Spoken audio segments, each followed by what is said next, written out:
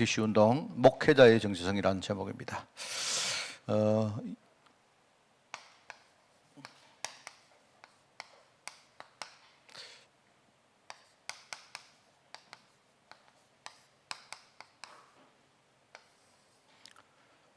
여러분이 오늘 중요한 거 발견하고 또 중요한 기도가 시작되어지는 그런 날이 되기를 바랍니다. 만약에 누가 어떤 사람이 제게 목사님 지금 시대의 가장 특징이 무엇이고 지금 여러 가지 어떤 그 교회 안팎으로 어떤 많은 어떤 일들이 생기는데 한마디로 지금 시대를 목사님 규정을 한번 하십시오 이렇게 말하면요, 저는 어떤 그 목회 내지는 목회자 문화,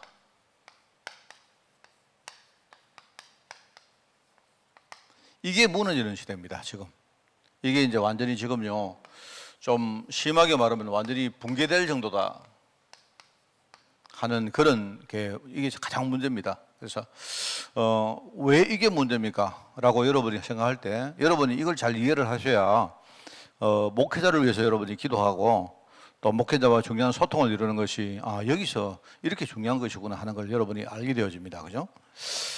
그래서 이제 두 가지가 있는데요. 하나는 말하자면요, 목회자 자신도 그렇고 또는 우리 성도들도 목회자를 보는 어떤 그 눈이 문제입니다. 눈. 이제는요, 전부 다 이 어떤 육신의 눈을 가지고 우리가 자꾸 목회를 봐요. 그 최근에 우리가 이야기 안 합니까? 우리 정말 가정에 자녀 한 명 정도는 내가 정말로 하나님 앞에 전업해서 내가 복음 운동하는 거기에 내가 내놓겠다. 여러분이 옛날에는요, 그게 이제 우리 11조 할 때 그런 어떤 의도, 그런 생각들이 있습니다. 그래서 우리 가정에 옛날에는 보통 자녀들을 좀 이렇게 몇 명씩 안 낳았습니까? 그러면 그 중에 한 명 정도는 내가 아예 그냥 하나님 앞에 그 복음일 전적으로 할 수 있도록 내놓겠다. 이제 이런 생각들이 있었어요. 근데 지금은 이제 아마 여러분들도 생각할 겁니다. 여러분들도 만약에 우리 자녀가 목회자가 된다면 이렇게 생각할 때 이제 당장 여러분이 머릿속에 오는 게 뭐냐니까, 목회자가 되어서 앞으로 어떻게 살까? 이런 생각이 든단 말입니다. 말하자면요, 이 목회자 자신들도 그렇고 또 성도들 교회 전반이 어떤 목회자 내지는 목회 문화를 보는 어떤 눈들이요, 지금 굉장히 육신적입니다. 그렇게 되다 보니까 결국은 목사님들도 아예 그 신학생 때부터 아예 요즘은요, 신학교 가보면 우리 고사무엘 집사도 지금 학교를 다니고 있지만 지금 신학교를 다니는 친구들이 아마요 머릿속에 아주 복잡할 거다 말입니다. 아예 지금 내가 학교를 졸업하고 내가 어디 가서 뭘 할까, 이제 이런 것들이요 애들 속에 꽉 있는 겁니다. 이게 지금요 무너졌어요. 그래서 저는 이걸 강제적으로 할 수는 없지만 저는 여러분들 생각을 한번 해보시라고 생각을 합니다. 내가 볼 때 지금요 세상 사는 거 참 어려운데 어차피 어려운 거 여러분이요 정말로 내가 우리 가정에 뭐 그렇다고 여러분이 막 의무적으로 그렇게 하라는 소리가 아니고 어릴 때부터 여러분이 그런 생각을 가지고 하셔야 돼요. 제가 저희 아버지한테 내가 들었던 이야기인데요. 왜냐하면 제가 다녔던 모교회가 있는데 저희 아버지는 그 굉장히 좀 늦게 예수를 믿었고 그렇게 되다 보니까 교회에서 이렇게 직분을 받는 그런 부분이 이제 잘 안 되었죠. 잘 안 되었는데 저희 아버지가 한번 오셔서 저한테 이야기 하시더라고요. 저희 아버지가 제가 이제 신학교를 가려고 할 때 그때 나이가 이제 40이 됐는데 제가 신학교를 가겠다 하니까 저희 아버지가 이제 제가 한번 한다 하면 아버지가 저를 말리지는 않습니다만은 마음속에 얼굴을 제가 보니까 저희 아버지가 굉장히 막 수심이 꽉 차 있는 겁니다. 그때 내가 신학교를 갈 때 직장을 다니다가 여러 가지 일들이 있었는데 그 아버지한테 말씀을 안 드리고 그냥 내가 하나님이 나를 불러서 내가 신학교를 가야 되겠습니다 이렇게 말했거든요. 그래 아버지는 이제 말씀이 왜 네가 좋은 직장을 다니다가 왜 신학교를 가려고 하느냐. 말리지는 못하는데 그래도 이제 말리고 싶은 마음이 꽉 있는 거예요. 그래서 사실은 제가 그래도 막 차차차 해가지고 이렇습니다. 이래가지고 내가 이제 신학교를 갔는데요. 그때 제가 이제 아버지께 내가 했던 말입니다. 아버지, 저 우리 아들 때문에 하나님이 저를 그냥 신학교로, 제가 목사로 저를 불렀습니다. 그래서 제가 신학교를 가야 되겠습니다. 그래 하니까 아버지가 이제 하나님이 불렀다니까 아버지가 막 더 이상 이야기를 안 하시는 겁니다. 근데 얼굴을 뵈니까 하여서 막 굉장히 막 근심이 꽉 있는 겁니다. 저는 신학교를 다니면서 아버지한테 내가 그냥 손바닥을 한번 벌린 적이 한 번도 없습니다. 저는요. 오히려 이제 그랬고요. 그랬는데 아버지가 이제 그 부분이 이렇게 탁 펴진 게 있었어요. 제가 이제 하만에 올 때도 하만에 제가 목회자 하러 간다 하니까 저희 아버지도 하만을 모르니까 말입니다. 아니, 하만 거기 시골에 왜 그 시골까지 가느냐 이렇게 하셨습니다. 그랬는데 이제 아버지가 계시는 교회에 그 남전도회가 있었는데 그 남전도에서 이렇게 이제 그 모이시면요, 연세도 많으신 우리 어르신들이 이렇게 모여가지고 쫙 이렇게 뭘 하면 항상 저희 아버지가 장로님을 제치고 저희 아버지가 항상 상석에 가는 겁니다. 왠 줄 아세요? 그 교회는 문화가 저희 아버지가 장로는 아니었지만 저희 아버지가 목회자 아버지인 거예요. 그러니까 내가 볼 때 이제 그게 이제 그 당시에 그 좀 오래된 교회이기 때문에요, 옛날에 어떤 그 문화가 남아있던 겁니다. 그래서 교회들마다 가정에 진짜 목회자가 있다, 이런 것들이 굉장히 그 소중했고, 그러다 보니까요, 이 어떤 그 가족들이나 성도들이나 심지어 목회자 자신들도 이 목회자가 된다는 여기에 대한 굉장한 자부심이 있습니다. 근데 그런 것들이 쉽게 말하면 최근에 오면서 전부 다 이제 육신 문제 때문에 굉장히 무너집니다. 사실 그렇습니다. 그래서 참 이게 이제 어떤 그 지금 시대의 특징이라고 봐지고, 그러다 보니까 이제 목회자 자신들도 아예 목회를 할 때 진짜 우리 흔히 교회 주인은 하나님이시라고 말하지만, 그러면 하나님께 100% 맡겨야 되는데 이 어떤 그 목회하는 방법이 믿음이 점점 이제 없어지는 이런 어떤 현실들입니다. 이게 지금요, 그래서 최근에 보니까 이제 뭐 안팎으로 교회가 공격을 받고 하다 보니까 이제 목사님들 입장에서도 이제 더 이상 갈 데가 없는 겁니다.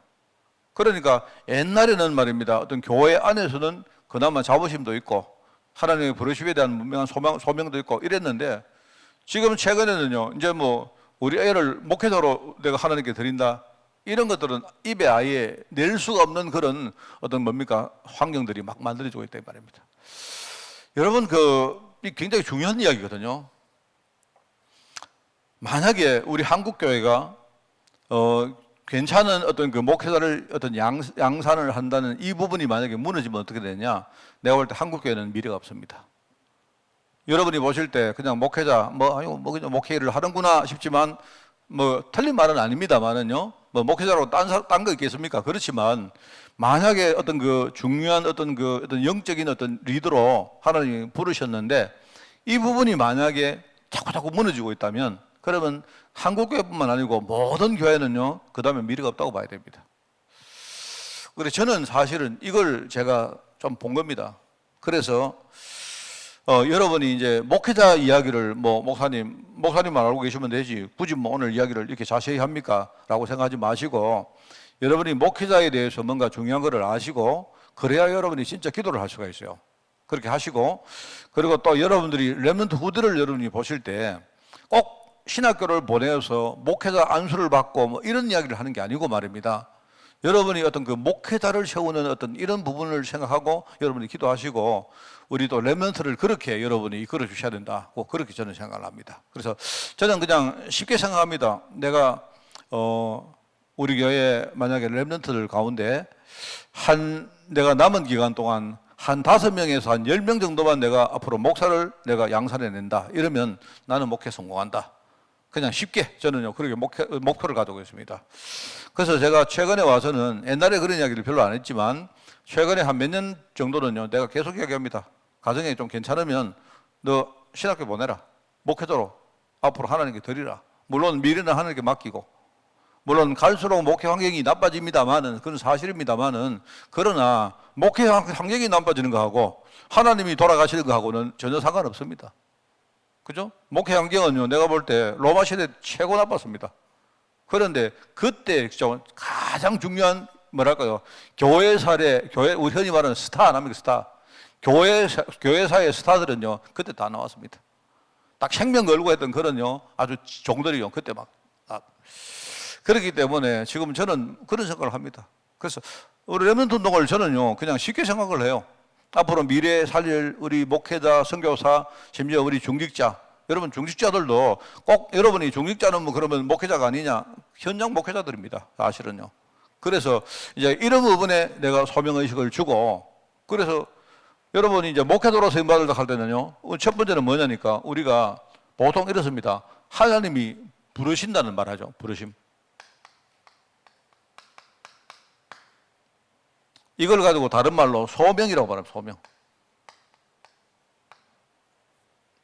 우리 장로님들도 부르심이 있어야 돼요. 부르심.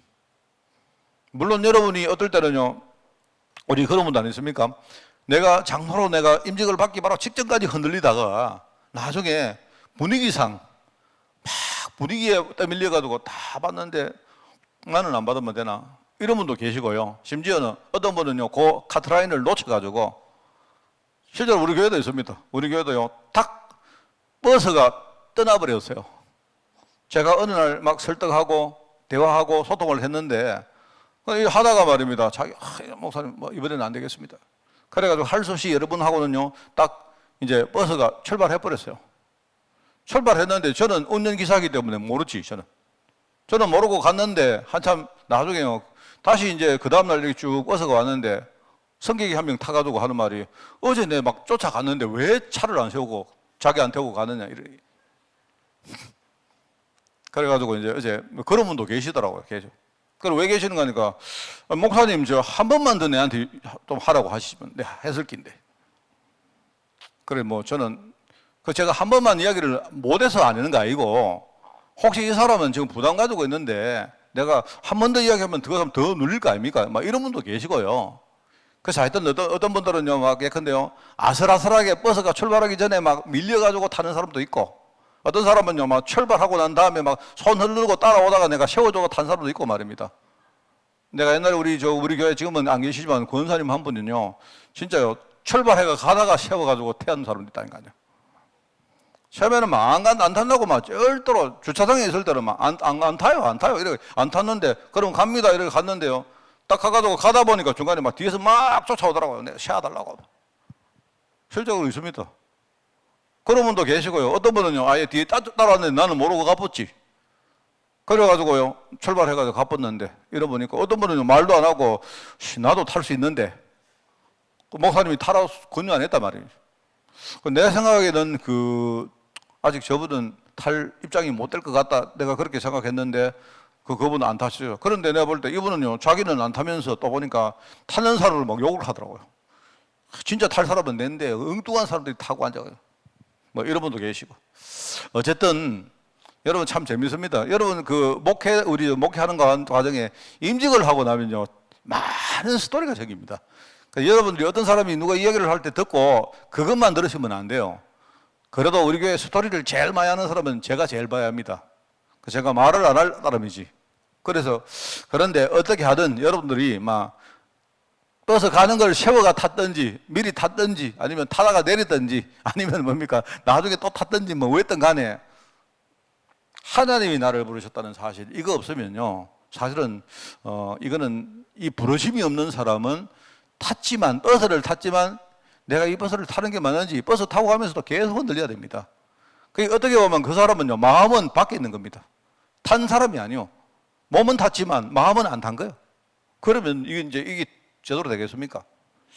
그래서 우리가 이제 보통 이야기할 때 소명은 두 가지 이야기를 하죠. 두 가지. 뭐냐니까 내적 소명이라 말합니다. 내가 사람들이 나한테 뭐라고 해도 하나님이 나를 부르셨다는 확신이 있어야 되죠. 그죠? 이걸 가지고 내적 소명이라고 말을 합니다. 그리고 또 하나는 다른 사람이 나를 볼 때 당신은 진짜 장로입니다.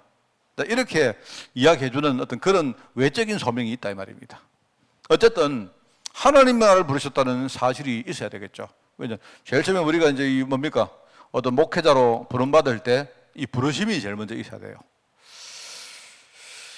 그리고는 이제 두 번째는 준비를 합니다. 하나님이 불러놓고는, 그래서 어떤 사람들 이야기하죠. 저 인간 저기 무슨 목사고. 여러분 생각 틀렸습니다. 그렇지 않습니다. 그 사람이 많이 준비가 덜 되고 부족한 것처럼 보여도요, 하나님이 부르심이 있는 사람은 언젠가는 하나님이요 그 사람을 만들어 가세요. 그리고 보통 우리가 이제 준비라고 말하면 어떤 신학을 공부를 하는 과정이 있죠. 신학을. 그래서 여러분들이 이런 것들을 아셔야 됩니다. 신학을 공부하는 과정이 있는데 보통 우리 한국에서는 한국뿐만 아니고 외국도 마찬가지입니다. 보통요 신학은 우리 흔히 말하는 대학 과정에 학부 과정과 그리고 대학원 과정 말하자면 일종의 연구원이라고 말하는데 이런 과정이 있어요. 그런데 이제 학부 과정은 그냥 글자 그대로 학생이고 학부 과정은 그냥요 이 학생입니다. 학교 공부하는 학생이고 일단은 공부를 하면서 이런 부분들을 다져가는 겁니다. 부르심에 대해서 정말 내가 확인하고, 그죠? 분명하게 내가 확정하는 과정을 거쳐서, 연구원에 갈 때는, 우리가 그냥 흔히 말하는 과정상으로 이게 대학원이라고 말하지만, 그게 이제 연구원이라고 말하는데 그 이유가 뭐냐니까요. 그거는 이제 좀 더 이제 심화해서 우리가 뭘 한다는 취지지만, 정확하게 말하면요. 그게 예비 목회자 과정입니다. 그게 말하자면요. 그래서 대학원에 가는 사람은 예컨대 우리 영번에 가는 사람은 이제 나는 목회자, 예비 목회자로 간다. 그래서 그때는요, 절차가 달라요. 일반 대학은 그냥요, 지가 공부하고 싶으면 등록금 내고 등록해서 가면 되지만 학교에서 오케이 하면 됩니다. 그런데 예비 목회를 하는 경우에는 어떤 우리 흔히 동노회라고 하죠. 우리 각 개체 노회에서 말하면 목사는 소속이 여러분 우리 개교회가 아니고 저는 소속이 노예 소속이거든요. 나는 우리 한빛교회 소속은 아닙니다. 한빛교회 당회장, 단임 목사 직을 하는 거죠. 내가. 그런데 나는 내 개인 소속은 우리 교회 성도라기보다는 노예 소속입니다. 저는. 그래서 노예에서 이 교회를 담임할 목사를 여기다가 파송한 겁니다. 제가 파송받아서 여기 온 거예요.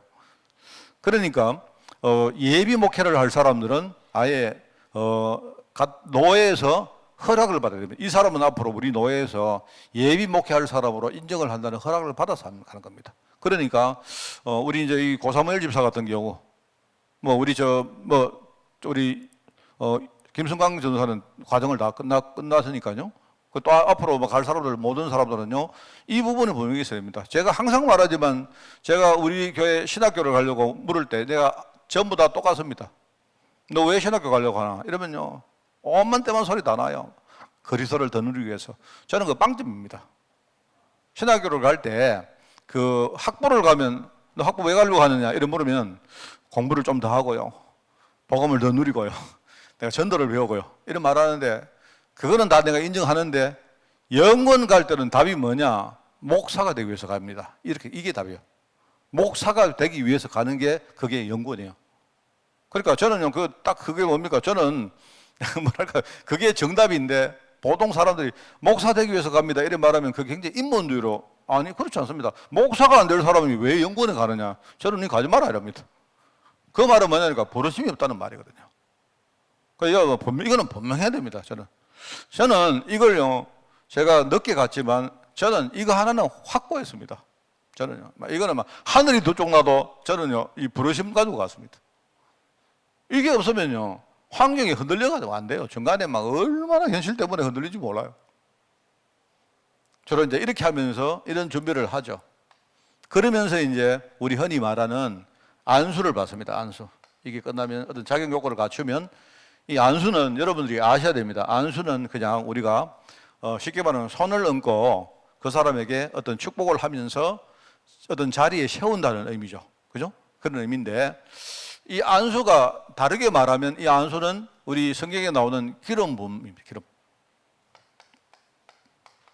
옛날에 이렇게 옛날처럼 기름을 붓고 하지는 않지만 우리 기름 부으면 얼마나 찝찝하겠습니까? 안 그렇습니까? 우리 장로들 기름 부을 때요. 이 기름 부을 때 이거 무슨 기름을 부어야 될지도 모르겠고 휘발유를 부을지도 모르겠고 이거 식용유를 부을지 그것도 모르는데 근데 우리 기름 부음입니다. 그게 말하면 옛날에는 실제로 기름을 부었어요. 이 뿔 같은데 이렇게 기름을 해가지고 부었는데 지금은 대신에 뭐합니까? 안수를 합니다. 안수. 그럼 안수를 할 때 여러분 생각할 때 안수 받은 사람이 뭘 그렇게 대단합니까 싶죠. 그게 이제 우리 신학에서는 이런 겁니다. 사도성의 계승이라고 안수 받은 사람하고 안수 받지 않는 사람은 아주 차이를 둬요. 그 왜냐니까 사도 때부터 쉽게 말하면요 예수님께서 이 땅에 공생의 사역을 마치고 예수님이 이 땅에 교회를 남기셨거든요. 그 교회란 말은 뭐냐니까 일종의 교회 조직입니다. 그러면 거기에 사도 때부터 중요한 어떤 그 권한을 위임받은 사람들이 계속 뭡니까? 그 사람이 자기 권한을 가지고 그 밑에 어떤 계승할 사람들을 세우는 거예요. 그게 목회자로 시험받았다는 말은 사도 때부터 뭡니까? 기름 부음이 계속 이어져 왔다는 말입니다. 그래서 지금까지 왔기 때문에 그런 의미에 기름 부음을 받은 사람이 안수하는 사람은요, 굉장한 권위가 있습니다. 그 차이가 있는 거예요. 그렇다고 뭐 여러분이 뭐 안수가 다다 그건 아닌데, 이제 이 기름 부음 받아서 말하자면 어떤 직위에 세우는 과정이 있습니다. 그래서 주로 이제 목회자가 아니고 안수할 때는 주로 구체적인 어떤 직분에 안수를 합니다. 목사, 장로, 그죠? 그 다음에 안수 집사. 옛날에 우리가 집사도 서리 집사하고 안수 집사, 실제 집사는요, 안수 집사가 집사입니다. 서리 집사는요, 일종의 이제 뭡니까? 막 예비 집사 같은 거죠. 그리고 사실은 한국교회가 좀 약간 문화적으로 좀 아직도 미발달해가지고, 지금으로부터 한 5년, 10년 전만 해도 권사에게는요, 그 한국교회가 너무 남성 위주입니다. 그래서 권사들에게는요, 안수를 안 줬어요. 권사에게는 안수를 안 주고, 옛날에는 권사를 이렇게 뭡니까? 임명을 해서 세웠어요. 그랬는데 이게 이제 한 10년, 그저 언저리 전부터 이제 우리 남녀 평등한 이런 부분들이 교회도 이제 문화로 정착되기 때문에 이제는 권사들에게도 안수를 주죠. 내가 볼 때는요, 권사에게도 안수 줘서 세워요. 그게 맞습니다. 이런 식으로 안수를 줘서 이제 세웁니다. 그래서 이런 과정을 겪고, 그리고 나서 이제 하나님이 쓰시는 거죠. 그래서 우리가 이제 이때 주로 이제 하는 게 목회입니다, 목회. 그래서 이런 과정을 이제 거쳐서 주로 이제 목회자가 세워지는데, 그런데 이걸 보면서 너무 육신적으로 보는 거예요. 육신적으로 보고, 그리고 그래서 참 이게 여러분 이런 것들 생각 잘 하셔야 됩니다. 강단에 만약에 강단에 목사가 설교를 해야 되느냐, 꼭 그런 건 아닙니다. 그러나 또 그게 또 틀렸다고 생각하시면 안 돼요. 이 강단에 대해서 뭔가 하나님이 기름 부어서 세운 목회자가 뭡니까? 이 강단에 설 때에 하나님이 하시는 역사가 많이 다르고, 이런 부분들을 여러분이 이해를 하셔야 됩니다. 그래서 여러분들이 어떤 사람은요, 이 사람이 그 설교를 하는 어떤 설교지를 가지고 설교를 졌다고밖에 못하냐 이렇게 하는데, 여러분이 신앙생활을 잘못하는 겁니다. 그게 물론 목사님들이 가운데 설교 참 못하는 분들이 있습니다. 근본적으로 설교가 참 이게 뭡니까? 떨어지는 분들 계시지만, 그러나 그 설교가 그래도 하나님이 하시는 역사는 꼭 그렇다고 여러분이 생각하시면 안 돼요. 그래서 이런 것들을 여러분이 아시고, 너무 이제 교회가 육신적으로 뭘 보는 겁니다. 이렇게 보면서 말입니다. 능력 위주로, 그죠? 어떤 환경 위주로 이렇게 보고, 이러다 보니까 이제 목회자들이 목회를 할 때에 정말로 하나님 어떤 믿는 믿음 가지고 목회를 해야 되는데, 이게 안 되다 보니까 지금요, 정말 저는 참 내가 늘 생각하는 게, 우리 디모데서야 나옵니까? 그게 뭐냐니까, 마지막 때가 되면 이 사람들이 자꾸 경건의 어떤 모양만 보고 실제 능력은 정말로 없어지는, 떨어지는 막 그런 어떤 시대가 다가온다. 점점 이제 그게 저는 이런 목회 내지는 목회자 문화의 붕괴라고 그렇게 저는 생각을 합니다. 여러분이 좀 이것만 생각해도 여러분이 조금 이해할 수 있겠죠. 목회자가 저런 것이구나. 그래서 저는 그렇게 생각합니다. 여러분, 만약에 여러분 가운데 내 자녀가 있다면, 혹시 여러분이 이런 거는 욕심을 좀 내도 됩니다. 나도 우리 집에 자녀 한 명은 내가 진짜 목회자로 하나님께 세우겠다. 이 사람이 잘하고 못하고 그 뜻이 아니고, 꼭 여러분이 이제 생각할 때는 우리 애가 저래가지고 목회하겠나, 그건 여러분 생각 잘못한 겁니다. 여러분 생각을 잘못하신 거예요. 그렇다고 의무적으로 하라는 건 아니지만, 여러분들이 마음에 그런 마음이 있다면 그거는 굉장히 아주 하나님 주시는 마음들입니다. 그러면 그걸 자꾸요, 세상적으로 여러분이 보시지 말고, 하나님이 그런 마음 주실 때 여러분이 정말로 믿음 가지고 한번 인도받아 보세요. 그래 받아보시고, 그러면 그렇게 되면 내가 볼 때 제일 먼저 아마 여러분 담임 목사님하고 여러분 한번 소통하는 게 중요하겠죠. 그러면 저는 생각이 그렇습니다. 저는 목회자 생각이 조금이라도 있는 어떤 그 가정과 또는 친구들은요, 그때부터 저는 아예 이건 100% 내가 책임을 진다. 난 그런 마음으로 내가 임하고 있습니다. 그래서 그렇습니다. 제가 그런 게 많고요.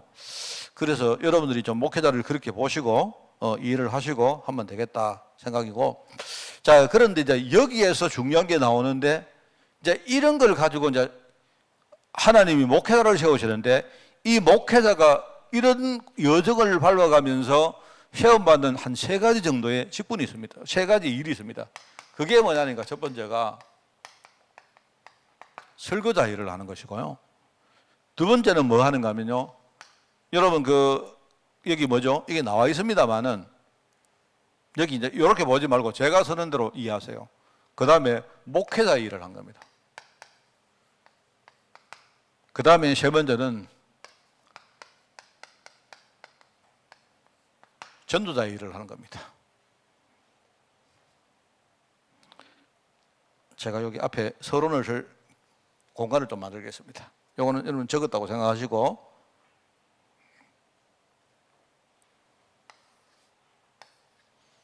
여러분 본문에 나오는 이 세 가지가 말하자면 설교자, 목회자, 전도자, 이렇게 여러분이 이해하시는 게 더 좋겠다 생각합니다. 자, 서론적으로 보시면요, 이제 제가 여기서 말한 내용들이 다 나오는 겁니다. 목회자가 지금요 굉장히 지금 착각하고 있는 게 있어요. 목회자의 함정이 있는데 그게 뭐냐니까, 목회자가 지금 속고 있는 거죠. 그게 뭐냐니까, 여기 보니까 목자와 양하고는 양 옆에 뭐가 적어놨습니까? 물음표를 딱 적어. 이거는 사람들이 잘못 보고 있다 이 말이죠. 쉽게 말하면 목회자가 성도에 대한 인식을 말하는 거예요. 어떤 목회자가요, 나는 목자고 우리 성도는 양이다 이렇게 말하는데, 저는 그거요 심각한 오류라고 생각합니다. 하나님이 물론요 목회자에게 어떤 그 성도들을 이끌어가는 목자가, 여러분 목회자 할 때 이 목자가 뭐냐니까, 이 목자는 한자로 쓰면요 이렇게 씁니다. 이렇게 쓰거든요. 이렇게. 이게 이제 목양할 때 목자할 때 목자할 때 이 목자입니다. 그죠? 그게 목자란 말입니다. 그래서 목회란 말은요, 우리 회중을 내가 이끌어가는 걸 말하는, 영적으로 이끌어가는 걸 말하고, 여러분을 이렇게 뭡니까? 먹이고 키우고 하는 걸 말하는 건데, 그 말은 맞지만 사실은 너무 목회자들이 성도들을 볼 때 나는 목자고 성도들은 양이다, 이게 내가 볼 때 심각한 오류예요. 저는 그렇게 생각합니다. 저는 그렇게 생각하고, 사실은요 일종의 뭐냐니까 그런 겁니다. 내가 선생인 게 아니고, 저는요 막 꼭 말하자면 학생 가운데 제일 반장 같은 거 있잖아요. 반장. 그러면 선생님이, 여기 우리 선생님 황근사님도 계시고 한데, 선생님이 이렇게 뭡니까 뭘 지시하면 내가 반장이 교무실에 가서 선생님 이야기 듣고, 이제 근데 가서 말입니다. 근데 야들아 선생님이 오늘 이렇게 하더라 이런 식으로 말입니다. 그 전달하는 일종의 심부름꾼에 불과해요. 근데 이제 어떤 목사님들은요 이게 착각을 하는데 자기가 목자를 하는 거예요. 그래서 말입니다. 참 심합니다. 내가 볼 때는 너무 심해요. 어느 정도 심하느냐, 여러분 최근에 문화를 보면요, 어떤 목사님이 강단에 와서 예수 믿는 사람들은 코로나 안 걸린다. 얼마나 웃기는 이야기입니까? 지금요 완전히 그 지경까지 간 거예요.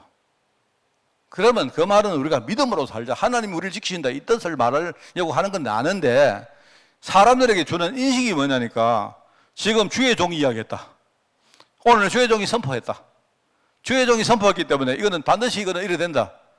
내가 볼 때 다 망합니다. 여러분 우리가 하나님의 말씀을 들어야 되죠. 하나님이 이 시대의 어떤 현실을 보면서 우리에게 보게 하시려고 하는 게 있지 않습니까? 안 그래요? 그거를 봐야 되는데요. 그냥 아직도 말입니다. 뭐가 젖어가지고, 주의 종이 말씀했기 때문에 오늘 반드시 우리 믿을 수 있다. 이런 식입니다. 그게 참, 지금 우리 진해 이마누엘 교회 진정풀 목사님이 지금요, 중환자실에 계시거든요. 그 지난번에 보니까 목사님, 사모님 전부 다 지금 코로나 다 걸리셔가지고, 지금 목사님이 조금 위독한 건 아닌데, 좀 이렇게 중환자실에서 이렇게 폐 안에 있는 여러 가지 혈액에 문제가 좀 있어가지고 계시나 봐요. 그래서 좀 이렇게 노예에서 기도하고 했는데, 또 아까 보니까 또 조만간에 일반 병실로 간다 하는 거 보니까 좀 호전되신 것 같아요. 그럴 수밖에 없는 겁니다. 목회자가 별납니까? 여러분이 보시다 보면요, 어느 날 주의 종이 이러니까 무슨 주의 종이 하나님이 보낸 무슨 가브리엘 천사처럼 이래가 이 짓을 하고 앉아있어요. 지금 한국교회가 지금 이렇게 무너지는 이유는 그런 것들입니다. 그렇지 않아요. 저는 그렇게 생각 안 합니다. 그래서 여러분들이 목사님을 우대해주고 섬기고 좋습니다. 그거는 이제 하나님이 목사님을 앞에 세웠기 때문에 목사님의 권위를 인정해주고, 여러분 참 귀한 것이지만, 여러분이 저희한테 그렇게 하는 것은 참 감사하죠. 그런데 제가 착각을 하면 안 된단 말입니다. 나는 다른 사람이구나. 나는 여러분하고 나는 내가 말만 하면 무조건 성취되는구나. 이게요, 한국교회를 지금 이 모양으로 만들었어요. 최근에 봐서 그런 이야기입니다.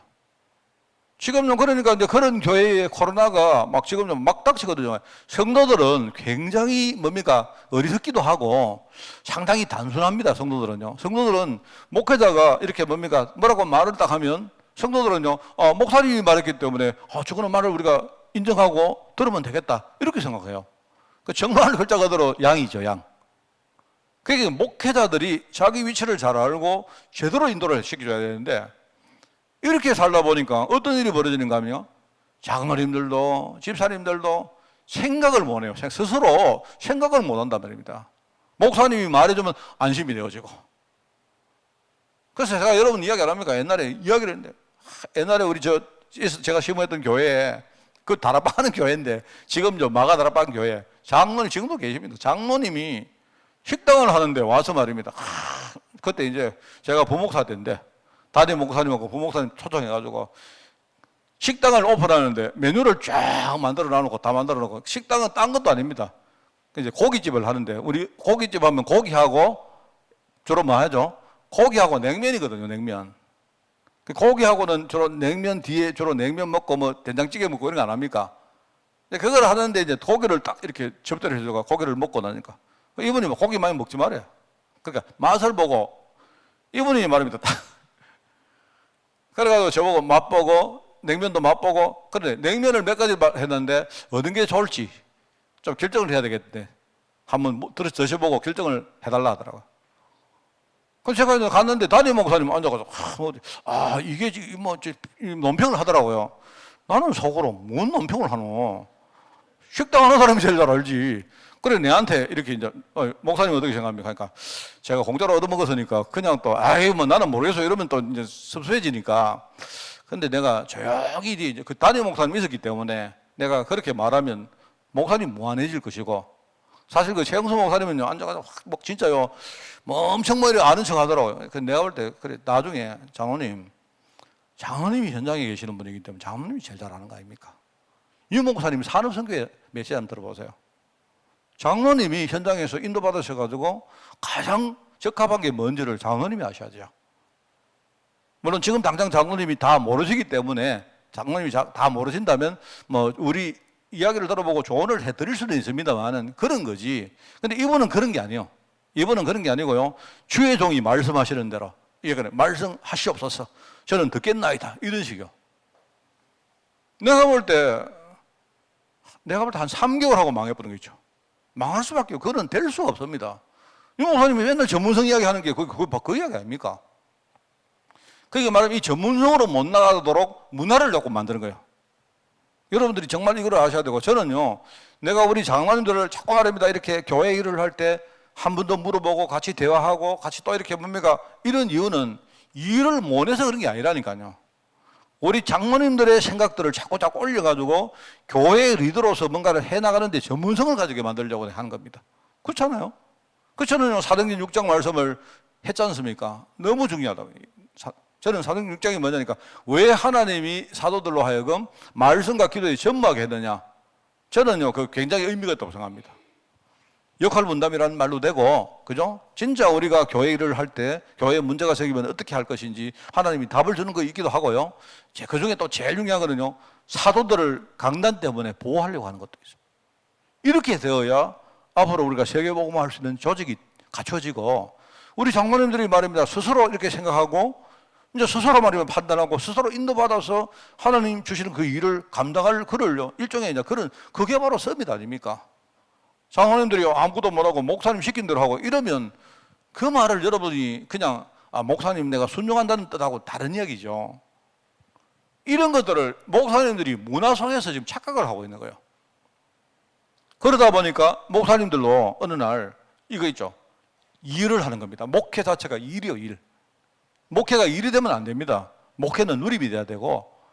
그래서 저는 오늘도 내가 그런 이야기를 들었는데 어떤 분이 그러세요. 저한테 목사님 정말 내 목사님 본 지 한 18년 됐는데 목사님이 18년 동안 정말 많이 바뀌었습니다. 그러면서 그분이 하시는 말이 목사님 18년 전에는 목사님이 뭔가 선을 딱 꺼가지고 목사님께 이렇게 뭔가 접근을 못했다. 그 말은 뭐, 그 중에 뭐가 있는가 하면요. 자기들이 일할 때요. 딱 보면 저는 일을 할 때 착착착착 해놨거든요. 그러니까 뭔가 이렇게 뭘 목사님께 뭐 이야기해드리고 이런 것들이 이제 어려웠다는 말인데. 근데 지금은 저는 안 그럽니다. 지금은 저는 제가요, 이 목회를 해보니까 이거는 왕도가 없습니다. 이거는 뭐 이렇게 하면 된다 하는 게 없어요. 하나님이 하시는 거기 때문에. 그래서 뭐 잘하는 것도 없고 못하는 것도 없고 그냥 하는 겁니다. 내가 이 목회자로 여기 서서 하나님이 나에게 주신 이 직분과 이 자리, 어떤 이 뭐 이런 것들을 내가 누리면 돼요. 저는 솔직한 그런 마음입니다. 제가 우리 교회 온 지가 18년이 됐는데, 야, 참, 나 18년 동안 받은 축복이 너무 큽니다. 나는 정말입니다. 솔직히 그때 처음에 올 때는 그냥요, 내가 18년 동안 여기에서 있을 것이라고 상상을 전혀 안 했죠. 뭐 제가 하나님께 맡겨주시면 내가 최선을 다해 목회하겠습니다. 이런 마음은 있었지만, 이렇게 오랫동안 내가 여기 있으리라고는, 뭐 지금은 솔직히 말하면 내가 갈 데 없습니다.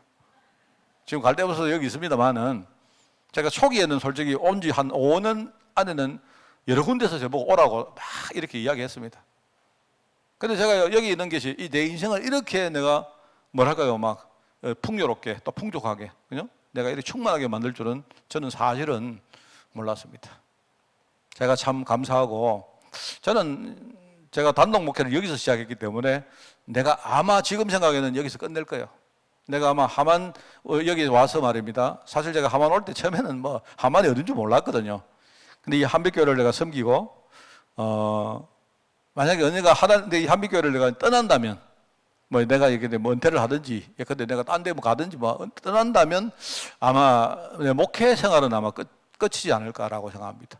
여기서 시작해가지고 여기서 끝낼 것 같아요. 네, 그래 되기를 원합니다. 그리고 오늘 내가 그분한테는 그 이야기에서 우리 그 이종호 장로님이 하고 이야기했는데요. 내가 목회 은퇴를 해도 나는 하만에서 정말 여기 살고 싶어요. 하만이 좋다는 뜻이 아니고, 나는 여기서 정말 내가 응답받았고 내가 정말로 내 인생을 바꾼 이 현장들이었기 때문에 저는 그런 겁니다. 그래서 저는 일을 하고 싶은 마음 없습니다. 혹시 여러분들이 저를 일 못한다고 비난을 하지 마세요. 저 일꾼 아니기 때문에. 저는요, 이 일이 아니고 하나님이 내게 주신 축복이다. 저는 그렇게 생각하고, 그래서 우리 행정을 한다, 일을 한다, 무슨 목회를 한다 할 때 자칫 잘못하면 이 일에 묶이거든요. 제가 할 말이 많습니다. 여러분, 제가요, 이거 아마 아예 안 보고도요, 한 3일 동안 이야기 계속할 수 있습니다. 제가 만약에 우리 전도사님들하고 이렇게 우리 고사무엘 집사하고 우리 이렇게 예림이하고 앉혀놓고 만약에 내 속에 있는 이야기 다 하라면요, 엄청나게 할 말 많습니다. 제가 뭐 꾸중을 한다는 말이 아니고 내가 받은 축복들을 내가 이야기할, 이렇게 앞으로 해보자, 이런 말입니다. 그래서 우리가 자꾸 이제 방법도 관리를 하려고 해요. 관리를 하려고. 제가 제일 재밌는 이야기 있다니까요. 제가 이 관리하면 딱 생각나는 사람이 있는데, 제가 그냥 오늘 뭐 여러분 그냥 메시지 생각하지 마시고 그냥 고름할게요. 우리 진주의 그 세원교회 목사님, 김성균 목사님 저하고 좀 친한 편이거든요. 이분이 제가 그래도 뭡니까 좀 굉장히 꼬장꼬장한 분 아닙니까? 그래도 저한테 이렇게 뭡니까 편안하게 이렇게 좀 해주시는 그런 분이긴 한데, 김성균 목사님은 한 번은 저한테 박 목사, 이제 나이 차이가 좀 몇 살 나니까 그래 교회 어떻게 운영하냐 이래서, 교회 어떻게 운영하기는 뭘 어떻게 운영해요? 교회 그냥 하는 거죠. 이러니까 그때 이제 그 교회가 한번 좀 무너지고 해가 교회가 제대로 관리가 안 돼가지고 막 애를 한 먹었거든요. 저한테 이제 목사님은 김 목사님은 굉장히 이렇게 마음에 자기가 담아가지고 그러면 안 된다. 교회 오늘부터 재정이 오고 목사가 꼼꼼하게 관리하라. 그러면서 재정 관리 어떻게 하나? 재정 관리 모르는데요. 재정 관리 내가 아는 재정 관리는 재정부를 세워놓고는 그 다음에 다 맡기는데요. 이랬거든요. 그러면 안 된다고, 믿으면 안 된다. 그러니까 카드에 최후의 결제할 때 꼼꼼하게 보라 합니다. 사실 그게 한 남아가지고 지금 그전에는 내가 결제도 안 했어요. 사실은 김 목사님이 이야기한 그때부터 내가 결제는 합니다, 지금. 그래서 처음에 그래? 그러면 이제 앞에 선배가 한 말이기 때문에 내가 한번 해볼까 했는데 뭐 안 되겠어요. 내가 그 결제하다가 막 사람요 막 뚜껑 열리고 어떨 때는 막 내가 막 다 치아버리고 막 내가 직접 하기 싶기도 하고 그 사람이 목사가 이상해 되더라고. 그래가지고 지금은요 뭐 보고 수고했습니다. 잘하셨네요. 여러분 우리 재정부 다음에 오면요 바로 그냥 한 1, 2분 만에 보시고 뭐 별일 없죠? 예 알겠습니다. 감사합니다. 뭐 예컨대 할 말이 없으니까 이번 달에는 사례 줄 돈 있습니까? 감사하네요. 사진하고. 뭐 재정부들 와가지고 저한테 1분 이상 걸리고 사연은 없습니다. 저 내가 허위문화만 물어본 거죠. 혹시 뭐 이런 게 있습니까? 빠진 거 뭐 있습니까? 이렇게 묻죠. 이 사람이 관리를 하면요, 관리를 하면 잘 될 수 있죠. 그런데 그러면 이제 하나님이 우리 교회를 움직여 가신다는 것은 내가 볼 때 그건 빈말이 됩니다. 하여튼 너무 감사하게도 저는 너무 감사하게도 저는 관리를 거의 안 하거든요. 어느 정도 관리 안 하느냐? 제가요 강단도 관리 안 하고 저는요 재정도 관리 안 하고 아무것도 관리 안 합니다. 저는 관리하는 사람 되기 싫어요. 그리고 처음에 초창기에 우리 이장로님 같은 분들이요 목사님 저 2층에 사택 지어 가지고 여 와서 목사님 거기서 사십시오. 내가 가만 눈치를 보니까 내보고 관리 집사는 아니고 관리 목사 되라는 말 같은데 그래 못합니다. 나는 제가 그때 했단 말이에요. 나는 다른 건 몰라도 어두부가 못 살겠습니다. 이렇게 그랬습니다. 그럼 여기 와가지고 먼저 예컨대 이제 그게 뭐냐니까 우리 교회를 움직여가는 이 관리를 누가 하긴 해야 되겠는데 이게 이제 어떤 전업으로 말입니다. 우리 관리 집사님을 이렇게 세우기도 힘들고 하니까 이제 대안이 뭐냐? 목사님이 여기 와서 우리 사택을 지어가지고 사시면 어떨까? 그 뭐 살 수는 있는데 물론 내가 어두운 거 싫습니다. 싫지만 살 수는 있는데요. 나는 교회를 관리하고 싶지 않습니다. 저는요 교회를 남한테 관리 맡기고 저는요 그냥 믿음 가지고 내가 교회를 목회하고 싶습니다. 이게 잘못하면 이게 굉장히 힘들어지고 서로가 이렇게 믿음을 우리가 소통할 수가 없다. 그리고 여기 보면 경제 참 크죠. 저는 오늘 이야기 4가지만 이거 나옵니까? 이거 하면서도 하나님께 감사한 게 한두 가지가 아닙니다, 여러분. 여러분 솔직히 우리 사모하고 제일 포럼마에 하는 것 중에 하나가 저는요 이런 이야기입니다. 하나님이 내게 준 축복 너무 크다. 우리는 있는 거 없는 거 다 교회 쏟아붓자. 성도들도 그렇고 그 중에 내가 이 경제 엄청나게 어려움을 가지고 왔는데 이때까지 하나님이 우리 가정 경제, 교회 경제 내가요 이게 어깨에 축 처지고 이렇게 안 하게 해주시고 저는 솔직히 이 부족한 종인데 저는 내가 그래도 믿음 가지고 살려고 내가 몸부림치고 했던 것이 나는 하늘 보좌에 상달됐다고 생각합니다. 정말입니다. 여러분이 믿든지 말든지 그래서 저는요 너무 감사하고 사실 우리 집 전도사님들 지금요 굉장히 힘들게 사시는 거 알아요. 알지만 제가 전도사 때 살았던 거하고는 게임이 안 됩니다. 그러니까 물론 오랜 기간은 아니었지만 게임이 아닙니다. 정말로 내가 그런 걸 생각하면서 그런 과정들을 거쳐오면서 하나님이 나를 이렇게 이 어떤 돈 앞에 비굴하지 않도록 했다는 게 너무 감사하고 저는 지금도요 이렇게 만나는 목사님들 굉장히 이렇게 어려운 목사님들 만나면 저는 밥을 사면 아예 10번 사면 10번 제가 다 삽니다. 다 삽니다, 제가. 다 사고 저는 정말입니다. 가서 힘들이고 그죠? 아무리 이게 조그마한 교회라도 우리 목사님들 다른 건 몰라도 먹고 사는 문제 어떤 현실 문제, 특별히 그 중에 대부분이 돈 아닙니까? 그죠? 우리가 다른 건 몰라도 이런 데는 우리 절대로 비굴하지 마십시다. 네, 그렇게 하고. 사실 많이 못 도와드리지만은 저는 그렇게 합니다.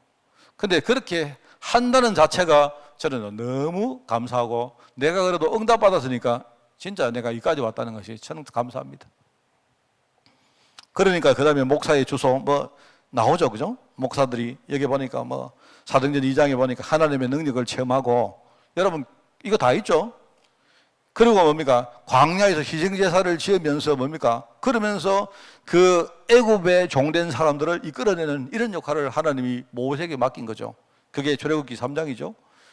그리고 하나님이 다른 시대죠. 다른 시대 지금요 완전히 무너진 시대인데 근데 그 시대에 지금요 목회자 내가 볼 때 이 목회 문화가 완전히 무너진 시대입니다. 사무엘 시대가. 그 시대에 하나님이요 사무엘을 부르신 거예요. 사무엘아 부르는데 처음에는 사무엘이 그걸 자기를 부르는지 몰랐죠. 그런데 하나님이 사무엘을 불러놓고 그 뒤에 19절에 가면 3장 19절에 나오죠. 하나님이 사무엘과 함께 계시니까 그죠? 그의 사는 날까지 그의 말이 하나도 땅에 떨어지지 않았다. 이렇게 말이 나옵니다. 그런 것들이 배경이 되어서 갈멜산, 호렙산, 도단성, 그 다음에 이런 뭡니까? 갈보리, 감람산, 다 막 이런 진짜 사역의 현장들이 계속 연결되는 거 아닙니까? 그래서 여기 보면 목사하고는요, 하나님 주시는 메시지를 받은 사람입니다. 받은 사람. 저는 이게 철저합니다. 저는 하나님이 나를 통해서 여러분들에게 은혜를 흘려주는 사람이다. 하나님이 저 입과 제 생각과 저의 삶의 경험과, 그죠? 내 모든 지금 현 환경들, 이런 것들을 통해서 하나님이요, 여러분들에게 은혜를 흘려드려요. 그래서 내가 통로입니다, 통로. 그러니까, 내가 은혜 받으면 여러분도 사는 거예요.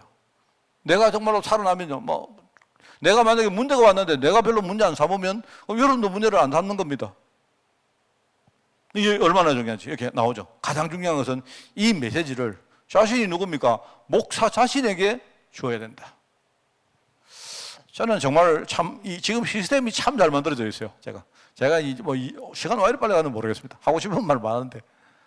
지금 우리 학원복음 메시지를 중심으로 우리 성도들 전체가 하나 되는 메시지를 지금 했고요. 그 하는 이유는 뭐냐니까 메시지를 여러분이 단순하게 딱 해가지고 여러분 붙들고 사시라는 겁니다. 아예. 그래도 이제 지금 그래도 어느 정도 시스템이 만들어져 가고 있으니까 참 감사하죠. 그래서 저는요, 내 머릿속에 지금 7월달 메시지가 다 정리되어 있습니다. 다. 7월달에 지금요, 내 메시지가, 여러분 그 흐름을 미리 여러분들께 또 설명했죠. 저는 8월달 메시지 아마 지금부터 한 5일 내로 제가 8월 메시지 받을 겁니다. 제가 수도권에 지금요, 진짜 정말로 잘하는 친구 하나 내가 심어놨다니까요. 저 정말 너무 잘해요. 너무 잘하는데 내가 우리 교회 데리고 오고 싶은데 올란가 모르겠어요.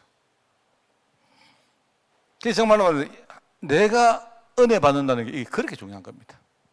자, 그래서 이제 이 세 가지, 여기 나타난 설교자, 1번이 설교자입니다. 절대 주권자의 메시지를 전달하는 대리자다. 그죠? 제가 읽어보겠습니다. 목사가 하나님 메시지를 주지 않으면 성도들은 그 현실 문제, 과거의 상처, 현실 문제, 미래 염려, 여기에서 절대로 못 빠져나옵니다. 그죠? 그걸 가지고 노예, 광야, 고난, 가난, 우상이라고 말하고 있는 거예요. 그래서 하나님은 뭡니까? 세 가지의 권한을 줬다. 꼭 아시기 바랍니다. 예배권과 축복권과 판결권이다. 그게 오늘 본문 말씀에 나오는 내용입니다. 예배권. 그렇다고 이 말을 여러분이 목사님만 예배를 인도한다, 그런 말로 쓰는 게 아니고요. 하나님이 목회자에게 예배와 축복과 판결을 할 수 있는 칠의권이라고 말하기도 합니다. 여기에 대한 엄청난 축복을 줬다는 말입니다. 그래서 여러분들이 그걸 아시고, 목사들도 이거 가지고 너무 이렇게 무슨 자기들이 호호하면서 말입니다. 뭘 이렇게 하면 안 돼요. 정말 감사하고 두렵고 떨리는 마음으로 진짜 겸손하게 그렇게 하는 거지, 나만 예배할 수 있고 너는 하면 안 된다, 그런 게 어디 있습니까? 그건 완전 틀린 거예요. 이런 축복을 줬다. 그죠? 그러면서 그 세 가지 권한을 준 배경이 뭐냐 알죠?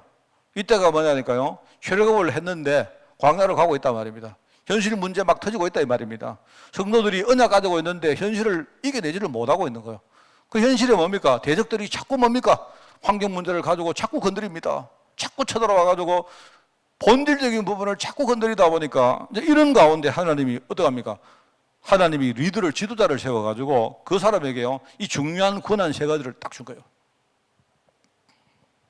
이런 걸 가지고 세절기, 말하면 성막 축복, 이런 걸 누릴 수 있도록 만들어주는 겁니다. 정말 저는 이게 참 하여튼 제가 받은 축복 가운데 제일 큰 축복이 저는 이겁니다. 말씀을 늘 누릴 수 있다. 그러면서 목회자는 성도들과 함께 말하자면 하나님의 언약의 여정, 이 축복의 길을 가는 일종의 순례자다. 그죠? 말하자면 이끄는 자이기도 안내자라 해요. 안내자. 여러분을요, 안내해서 이끌어주는 사람입니다. 이렇게 오십시오. 제가 인도하는 자리로, 안내하는 자리로 와서 앉으십시오. 이렇게 안내해주는 분이다. 이끄는 사람이다. 그죠? 여기에서는 굉장히 중요한 게 치유입니다. 내가 볼 때. 목회의 제일 중요한 부분은 치유입니다. 치유. 그러니까 여러분도 우리가 함께 목회하는 어떤 사람으로서 여러분이 대상자가 있거든요. 뭐를 자꾸 가르치려고 하지 마세요. 내가 볼 때 가르치려고 하는 게 제일 나쁩니다. 그게 왜 그런가 하니까 지금 시대는 옛날 시대처럼, 그죠? 가르친다고 배울 수 있는 시대가 아닙니다. 그래서 지금은 가르친다는 말보다는 중요한 게 소통이란 말을 해요. 그럼 소통을 꼭 내가 가르치고 저 사람은 배워야 소통이 되느냐? 그렇지 않습니다. 지금은 사람들이 어떤 여러 가지 수준도 많이 올랐고, 그죠? 지금은 문화 자체가 뭡니까? 어떤 그 수직적으로 어떤 누가 위에 있고 누가 밑에 있는 그런 시대가 아니고, 지금은 굉장히 수평적인 시대이기 때문에 여러분들이 오히려 들어주고 기다려주고, 그죠? 오히려 뭡니까? 그 사람이 원하는 것을 내가 이렇게 캐치해가지고, 만약에 여러분 아무리 좋은 것도 그 사람이 원하면 주지, 원하지 않는데 아 이거 좋은 거다 뭘 하면서 말입니다. 막 이걸 멀려가지고 막 미기고 이렇게 하지 마세요. 그런 거는 지금 안 통하는 세상입니다. 심지어 그러니까 왜 그런가 알죠? 옛날에는 수직적이었는데 지금은 수평적인 시대다. 심지어 대통령도 근데 함께 우리가 뭡니까? 함께 있는 수평적인 사람 아닙니까? 같은 시민인데 안내하는 겁니다. 안내하는. 그래서 제가 이 포럼이 정말 중요한데, 우리 포럼 문화도 좀 잘못되어 있죠. 포럼 하면 막 말 잘하는 사람이 막 계속 말합니다. 말하고요. 말 너무 많이 해가지고 지체가 상대방 말할 때는 힘들어가 못 들어요. 포럼은 사실을 말하는 것보다 듣는 자리입니다. 듣는 자리. 열린 자리다. 열린. 제가 그래서 내가 포럼이 뭔 말인가 이야기를 했죠. 포럼이란 말은 광장이라고 합니다. 광장. 포럼. 옛날 그리스 문화 때는요, 그걸 아고라라는 광장, 아고라가 있는데, 아고라는 뭐냐니까요, 모든 도시의 제일 중심에 보면 광장이 있어요, 광장. 그래, 보통 그 광장에서 시장도 열리고, 이렇게 사람들이, 거기는 뭐냐니까, 사람도 모이고, 문물도 모이고, 일종의 사상이 여기에 모이는 겁니다. 모여가지고, 이 말 하고 저 말을 하는데, 사람들이 가서 막 듣는 거예요. 어떤 사람 말하고 싶어서 말하고, 들어보는 겁니다. 그러면서 또 토론도 하고, 이렇게 하는 게 여기 광장입니다. 그게 로마로 오면서 그 아고라라는 말이 포럼이라는 말로 바뀌었어요. 로마의 광장은 포럼입니다. 그래서 지금 포럼은 함께 소통하는 장이 바로 포럼이다. 안내해라. 그죠? 이끌어줘라. 그러면서 치유해줘라. 순례자입니다. 함께 하는 자입니다. 함께 우리가 같이 여정을 걸어가는 자다 이 말입니다. 그죠? 그래서 이제 이런 어떤 과정을 통해서 쭉 이렇게 뭡니까? 함께 하는 자다. 그게 이제 목회입니다. 여러분. 목회는 여러분과 제가 함께 하는 거예요. 하나님이 원하시는 언약의 여정을 함께 가는 겁니다. 함께 가는데 이제 좀 그래도 먼저 선 자로서 여러분을 안내해주고 이끌어주는 사람이다. 그 정도입니다. 그러면서 로마서 16장 이 뭡니까? 옛날에는 모르고 있잖아요. 감추어진 모른단 말입니다. 감춰져 있기 때문에 사람들이 모르는데 그걸 하나님이 우리에게 보여주셨단 말이죠. 그걸 내가 누리면서 다른 사람에게 우리가 함께 누리고 보여주고 가르치고 하는 게 그게 목회입니다.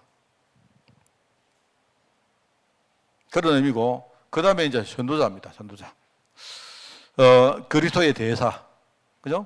그리스도. 진짜 우리가 뭘 그리스도를 전달하고, 그죠? 그리스도 안에는 아주 중요한 이 축복들. 이것들을 전달하는 겁니다. 가장 중요한 거. 이걸 전달하면서 뭡니까? 함께 하되 여기에 중요한 게 뭐냐면 권세죠, 권세. 왜냐니까 전도자가 걸어가는 길에 사단이 얼마나 역사를 하겠습니까? 그래서 하늘과 땅의 모든 권세를 가지신 주님이 우리와 함께 하시면서 세상 끝날까지 우리와 동행하신다고 약속하신 거예요. 그 안에 다 있는 겁니다. 처음에는 저 이거 보면서 이상하다. 왜 하늘과 땅의 모든 권세를 너에게 줬니? 예수님이 하시면서 내게 주니까 너에게 줬다 이렇게 안 하고 왜 내게 주시다 했을까? 제가 볼 때 그냥 우리에게 직접 주고 너희들은 가라 이러면 되는데 예수님이 하시는 말이 하늘과 땅의 모든 권세를 하나님이 예수님께 내게 줬다 말이에요. 예수님께 줬다 이 말이거든요. 그러면서 내가 세상 끝날까지 내가 너희와 함께 있을 것이다. 그게 이제 가만 보니까 이 두 가지가 다 있는 거예요. 뭐 하는가? 권세를 줬다는 말과 함께 내가 너희와 함께 있겠다는 거야. 함께 동행하겠다는 말입니다. 그러니까 우리의 목회자는 누구냐? 정확하게 말하면 예수님입니다.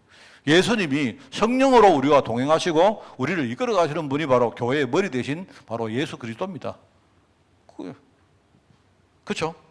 얼마나 감사합니까? 그래서 여기 보니까 목사는 주님의 말씀을 심부름하는 종입니다.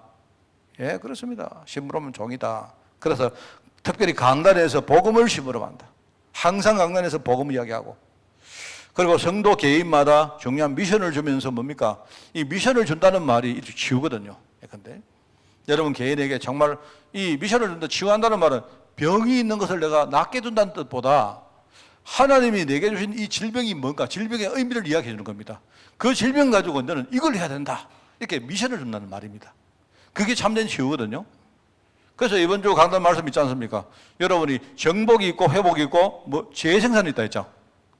우리는 보통 회복만 생각합니다. 그게 아니고 하나님이 내게 주신 것을 뭐하라 했습니까? 살리라 했죠. 하나님이 건강 주시면 건강을 살리고, 하나님 돈 주시면 돈을 살리라. 이 말, 진짜 돈의 의미를 우리가 정말 회복시켜줘라, 이 말이거든요. 그거 하는 게 바로 목회자입니다. 그래서 여러분들이 이거 아시면 강단과 중요한 소통을 이루시고, 여러분이 강단을 위해서 진짜 우리 중직자들은 기도 많이 하셔야 됩니다. 생명 걸고 여러분 나는 강단 지키겠다, 그죠?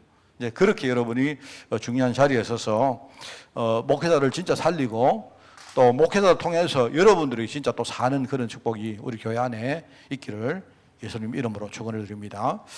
하나님 감사드립니다. 목회자 통해서 중요한 응답들을 우리가 누리며, 이 시대 하나님이 나를 또 우리를 영적 파수꾼으로, 또 영적인 의사로, 또 영적인 그 대사로 부르셔서오니 이 사실을 정말 누리며 교회를 살리고 나를 살리며 또 나아가 현장 살리는데 귀하게 쓰임받도록 우리 특별히 교회 목회자와 우리 모든 중직자들을 주님이 축복하여 주옵소서.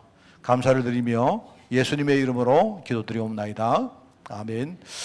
우리 주 예수 그리스도의 은혜와 하나님의 크고 놀라운 사랑하심과 성령님의 지금 함께 하심이 목회자로 부름받아서 하나님의 축복을 누리며 또 이 사실을 인해서 정말 함께 소통하기를 소원하는 모든 죄종들 머리 위에, 특별히 우리 교회 위에, 또 앞으로 미래의 목회를 이어갈 우리 후대들 위에 지금부터 영원까지 항상 함께 계실지어다. 아멘.